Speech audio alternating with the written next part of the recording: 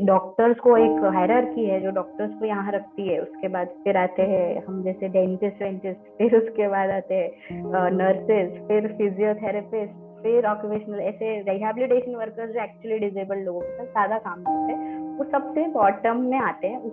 इसीलिए डिजेबल्ड लोगों की प्रायोरिटी भी बॉटम में आ जाती है। What is ableism, how does it manifest in medical practices?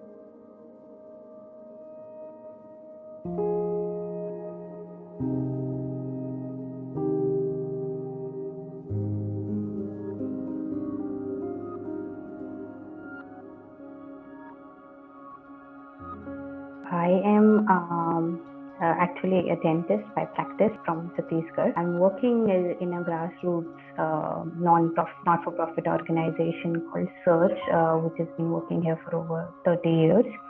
I'm working as a public health fellow.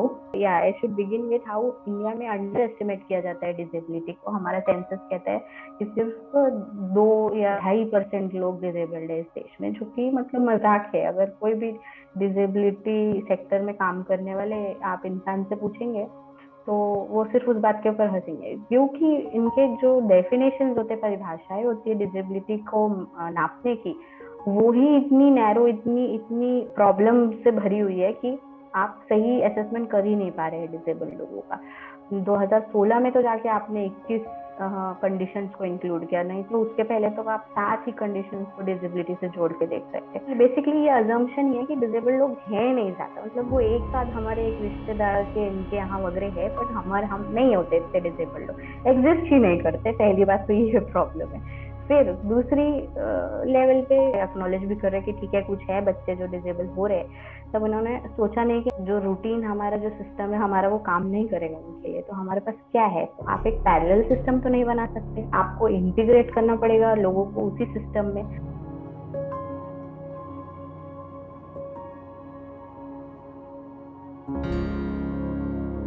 Doctors का बहुत ही फार्माकोलॉजिकल अप्रोच है, मेडिकलाइज्ड अप्रोच होता है चीज़ों की तरफ, जबकि जो रिहैबिलिटेशन वर्कर्स होते हैं उनका अप्रोच होता है कि कैसे डिसेबल लोगों की लाइफ ऐसी बनाओ कि वो प्रॉब्लम से भरी ना हो, उनके लिए अकोमोडेट कैसे कर सको आप उनके डे टू डे लाइफ में, वो उनका काम होता है। फिर डॉक्टर्स का काम होता है सिर्फ प्रॉब्लम हटा दो, मतलब अगर नहीं हटा सकते तो बस साइड में रख दो, ये हमारी प्रायोरिटी नहीं।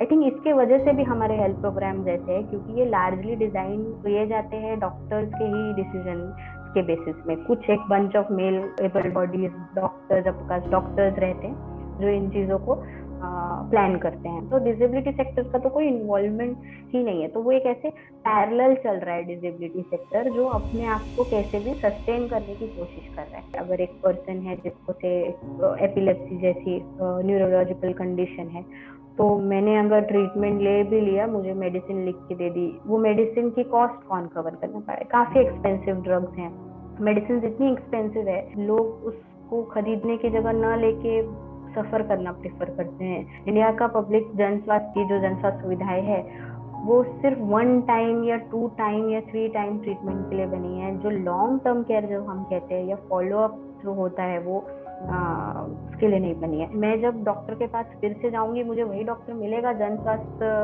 केंद्र में? क्या वही डॉक्टर मेरी बात सुनेगा जिसके साथ मैं कंफर्टेबल हूँ? आज वो नहीं है, या वो कहीं चला गया, या वो ट्रांसफर हो गया, तो मैं क्या करूंगी? ये सारे मसलों को सोचा ही नहीं जाता। उन्हें लगता है कि ये मायने नहीं रखता एज लॉन्ग एज आपको सुविधा मिल रही है, पर ये बहुत मायने रखता है डिसेबल लोगों के लिए। जेंडर का एक बहुत बड़ा एस्पेक्ट है कि आप एक फीमेल डिसेबल पर्सन है, आपसे if you are a disable person जो प्रेग्नेंट है, जिसकी डिलीवरी होने वाली है, क्या आपके हॉस्पिटल के सप्लाईज ऐसे डिजाइन है कि आप एक डिसेबल्ड लेडी को स्ट्रेचर में ले जा सकते हैं? क्या आपका लेबर टेबल बोलते हैं जो वो एक डिसेबल लेडी के लिए बिल्ड किया गया है, उनके दृष्टिकोण से बनाया गया है? नहीं बनाया गया है, वो एक एबल लेडी के हिसाब से बनाया है। तो आप क्या आपने ये सोच के बैठे कि डिसेबल लोगों के बच्चे नहीं होते?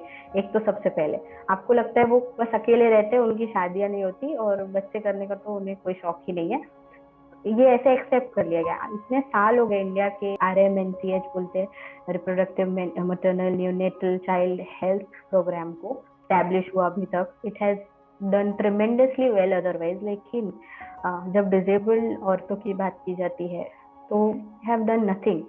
मतलब बैरली कुछ उसमें कंसिडरेशन है डिजेबल्ड औरतों के लिए कि व्हाट अबाउट देम, उनके लिए कौन सी मेडिसिन सुटेबल है, उनके लिए कौन से कॉन्ट्रासेप्टिव ऑप्शंस है। फिर कंसेंट की बात है तो वो तो हमेशा वायलेट किया जाता है। एमसीआई के फॉर्मेशन को 22 वगैरह साल हो गए थे, उसके बाद उन्होंने पहली बार 2019 में इंट्रोड्यूस किया, जिसमें उन्होंने कोशिश की कि कुछ डिसेबिलिटी कॉम्पिटेंसी इंक्लूड करें, बट उसके नाम पे उन्होंने सिर्फ ऐसे जेनेरिक एथिक्स के बारे में चीजें इंक्लूड की, और प्लस उसमें कोई भी डिस्कशन कंसल्टेशन में डिसेबिलिटी सेक्टर के किसी भी इंसान को इन्वॉल्व नहीं किया। ये रिफॉर्म होने की जरूरत है कि डिसेबिलिटी सेक्टर पैरेलल नहीं चलना चाहिए, उसका हेल्थ के साथ इंटीग्रेशन होना चाहिए। इवन ह्यूमैनिटीज साइड से जो डिसेबिलिटी स्टडीज पढ़ने वाले लोग हैं, उनका प्रॉपर सर्विसेज में, मतलब इस देश की इतनी बुरी सिचुएशन है कि कई बार ऐसा लगता है कि क्या इन्हें पता भी है, स्पेशली हेल्थ सेक्टर का, उन्हें पता भी है कि डिसेबिलिटी स्टडीज अलग है सर्विसेज से। ये भी एक बहुत बड़ा क्वेश्चन है कि उनको क्लैरिटी नहीं है, इतनी ज्यादा 2021 आ गया and they have no clarity whatsoever. From starting to policy to implementation disabled लोगों का कोई से नहीं है, और डेटा नहीं है, तो एक इसके कारण वो इलेक्टोरल पॉलिटिक्स का इशू नहीं बनता।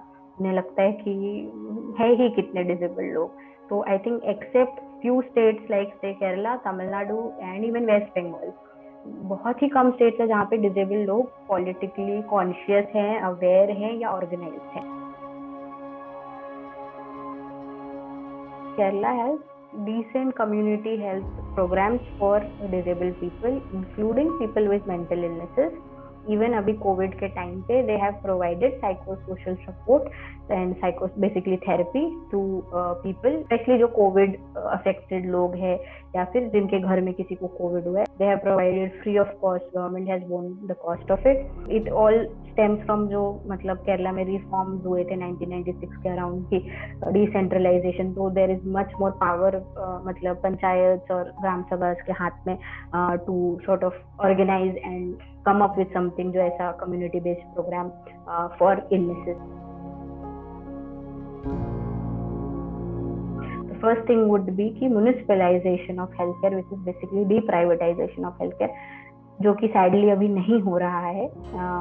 देयर इज बहुत स्ट्रॉन्ग पुश है पोस्ट 2014 प्राइवेटाइजेशन के प्रति हेल्थ केयर का, जैसे दूसरे सेक्टर्स में है। तो दूसरा आई थिंक इज एजुकेशन का reform, medical education, nursing education, dental education, rehabilitation education reform I think will ensure equitable health care to some extent, because बहुत बड़ा गैप है डिसेबिलिटी पर्सपेक्टिव से।